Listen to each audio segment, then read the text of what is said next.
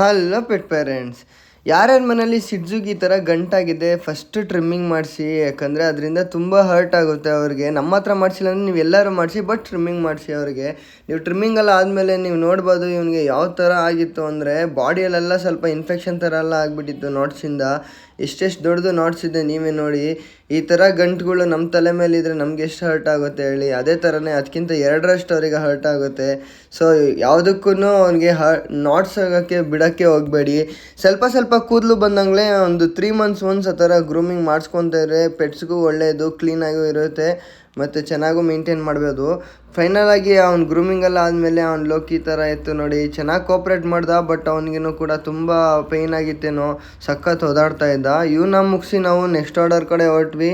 Next order ಬಂದು ಸಿಡ್ಜು. ಇವಳಿಗೆ ಬಂದು ಏಜ್ 9 years ಆಗಿದೆ.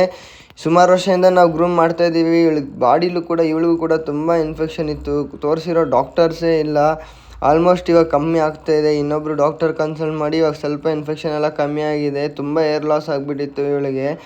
ತುಂಬ ಒಳ್ಳೆ ಹುಡುಗಿ ಇವಳು ಮಾತ್ರ. ಇವಳನ್ನ ಅಡಾಪ್ಟ್ ಮಾಡ್ಕೊಂಡಿರೋದು ಅವರು. ಬಟ್ ಎಷ್ಟು ಚೆನ್ನಾಗಿ ಮಾತು ಕೇಳ್ತಾಳೆ ಅಂದರೆ ಕಣ್ಣಲ್ಲೇ ಎಲ್ಲ ಮಾತಾಡಿಸ್ಬಿಡ್ತಾಳೆ. ಇದೇ ಥರ ಡೋರ್ ಸ್ಟೆಪ್ ಗ್ರೂಮಿಂಗ್ ಬೇಕು ಅಂದರೆ ನಿಮಗೂ ಕೂಡ ಕೆಳಗಡೆ ಕೊಟ್ಟಿರೋ ನಂಬರ್ಗೆ ಕಾಂಟ್ಯಾಕ್ಟ್ ಮಾಡಿ. ಆಲ್ ಓವರ್ ಬೆಂಗಳೂರು ಎಲ್ಲೇ ಇದ್ರೂ ಬಂದು ಮಾಡಿಕೊಡ್ತೀವಿ. ವಿಡಿಯೋ ಇಷ್ಟ ಆಗಿದರೆ ಫಾಲೋ ಮಾಡಿ, ಶೇರ್ ಮಾಡಿ, ಕಮೆಂಟ್ ಮಾಡಿ. ಮತ್ತೆ ಸಿಗೋಣ. ಎಲ್ಲರಿಗೂ ಬಾಯ್.